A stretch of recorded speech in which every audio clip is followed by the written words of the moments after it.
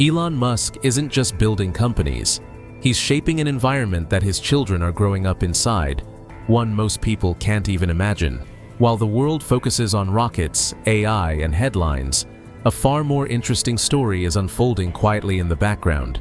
How the next generation of the Musk family is being raised at the crossroads of extreme wealth, constant risk, and future-defining technology.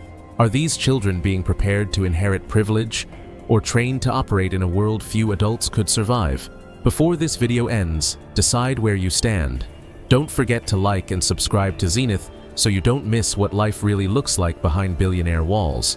What happens when a child's first memories are formed inside rooms where the future is being decided?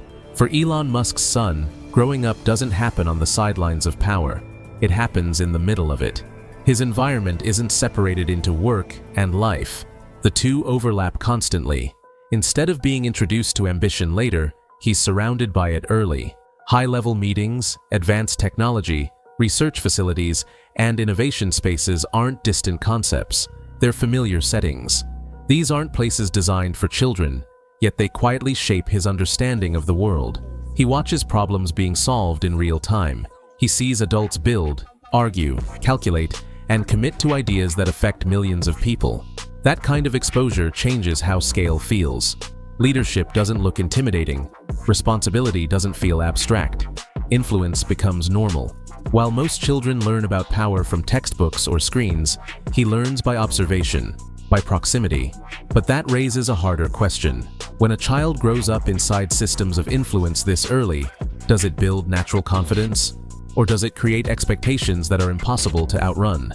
For Elon Musk's children, distance doesn't signal adventure, it's routine. The idea of crossing oceans isn't framed as travel, it's logistics.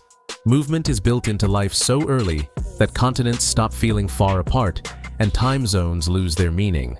Flights don't mark vacations or breaks from normal life. They are normal life. From an early age, global motion runs parallel to responsibility. Carefully planned routes, private terminals, and tightly managed schedules turn the world into a connected grid rather than a collection of destinations. One stretch of days might pass between research hubs, another between factories, launch facilities, or international meetings. Airports aren't milestones, they're corridors. Transit isn't an event, it's background noise. Growing up this way reshapes perception. Borders feel theoretical, cultures don't feel foreign, they feel familiar through repetition. Learning doesn't come from geography books, but from watching how decisions ripple across countries and systems in real time. Adaptability becomes instinct, presence becomes a skill, stillness becomes rare, but constant motion leaves unanswered questions. When every place is temporary, what defines home? When the world keeps moving, what parts of childhood are quietly skipped? And when access removes friction entirely, does it build resilience or make grounding harder to find? That's the trade-off of growing up where the planet itself feels commutable. Play doesn't look the same when the future is always within reach. For X Æ A-XII, curiosity isn't fed by plastic toys or idle distractions. It's shaped by environments where invention is normal and experimentation is encouraged.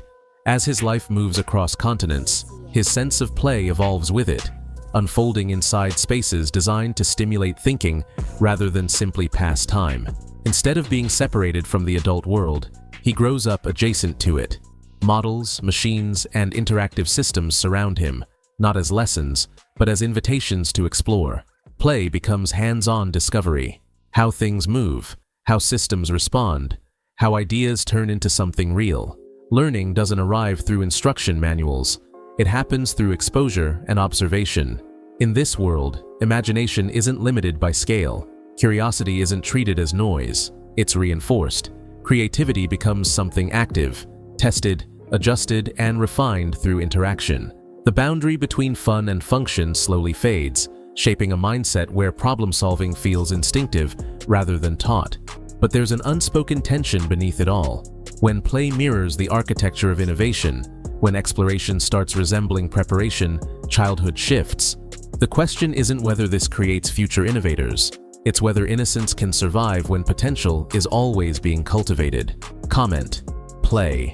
If you believe this kind of environment builds the next generation of world shapers, For a child born into extreme visibility, protection becomes the foundation of daily life. Long before cameras appear or headlines form, systems are already in place to manage risk. Being Elon Musk's son means attention isn't optional, it's constant. And that reality quietly reshapes how childhood is experienced. Security in this world isn't loud or theatrical. It's designed to disappear. Movements are planned without drawing notice. Locations are prepared before arrival. People who blend into the background ensure that life can continue without interruption.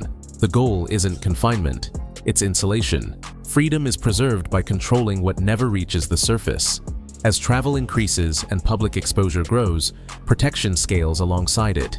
Professionals coordinate behind the scenes, technology monitors without being seen, and routines are adjusted to avoid predictability. To the outside world, nothing appears unusual. To the system running underneath, everything is calculated. But this kind of safety comes with a trade-off. When privacy is never accidental and every environment is pre-cleared, childhood exists inside invisible boundaries. Life feels normal, but only because so much effort goes into making it seem that way. And that raises a quiet question with no easy answer. When protection is constant and freedom is structured, does safety create peace? Or does it redefine what freedom actually means? Education in this world doesn't start with classrooms. It starts with exposure. For Elon Musk's son, learning isn't scheduled into fixed hours or confined to four walls. It unfolds wherever life happens. Travel, workspaces, conversations, and problem-solving environments become the curriculum long before textbooks enter the picture. Instead of separating learning from living, everything blends together. Engineering isn't something explained later, it's watched in real time. Systems aren't diagrams on a page, they're moving parts, observed as decisions are made and consequences unfold. Questions aren't raised to pass exams, but to understand how ideas become infrastructure. Knowledge arrives through proximity, not instruction. This approach favors depth over speed. There's no rush to memorize. Understanding is built slowly, by seeing how technology, leadership, and responsibility interact across different environments. Structure still exists, but it adapts. Lessons move when life moves. Curiosity leads, and formal rules follow only when necessary. But removing boundaries comes with a cost. When learning is everywhere, it's never turned off. There's no clear moment when school ends and childhood begins. And as education dissolves into daily life, one question lingers beneath it all. Does growing up this way create a sharper mind? Or does it quietly erase the space where a child is allowed to simply exist? Growing up inside the same empire does not produce identical outcomes. Power doesn't clone ambition, it magnifies difference. And nowhere is that more visible than inside Elon Musk's own family. While one child is surrounded by motion, security, and exposure to systems shaping the future, others experience that same world in completely different ways. Some lean toward technology and structured thinking. Others drift toward creativity, design, or expression. A few actively step away from public visibility altogether. The environment is shared, but the paths are not. This is the part most people misunderstand about extreme wealth. It doesn't force direction, it removes necessity. With survival already secured, choice becomes the defining pressure. There is no single expectation to follow, no fixed role to inherit. Instead, each child grows under the same resources, but with radically different freedoms. Access opens every door. Temperament decides which ones matter. But freedom at this scale isn't weightless. Legacy doesn't vanish just because options exist. A last name this visible carries gravity, whether embraced or resisted. Even choosing privacy becomes a decision shaped by public awareness. Expectations don't disappear, they adapt. So the real divide isn't between privilege and pressure, it's between possibility and identity. When every path is available, the hardest question isn't what you can become, but who you actually want to be. And inside a family this visible, that question never fully fades. When you step back and look at it as a whole, the lives of Elon Musk's children aren't defined by luxury in the way most people imagine. They're defined by systems, movement planned in advance, environments engineered for control, education blended into everyday life, security woven so deeply into routine that it becomes invisible. Access is everywhere, but so is pressure, subtle, constant, and impossible to fully escape. This isn't just a story about wealth. It's a case study in how environment shapes identity. When a child grows up surrounded by innovation, protection, and unlimited options, the real challenge isn't opportunity, it's direction. Freedom exists, but it's layered with legacy. Choice exists, but it's watched. Every path is open, yet none are anonymous. So here's the real question. When everything is possible, what actually matters most? Resources or autonomy?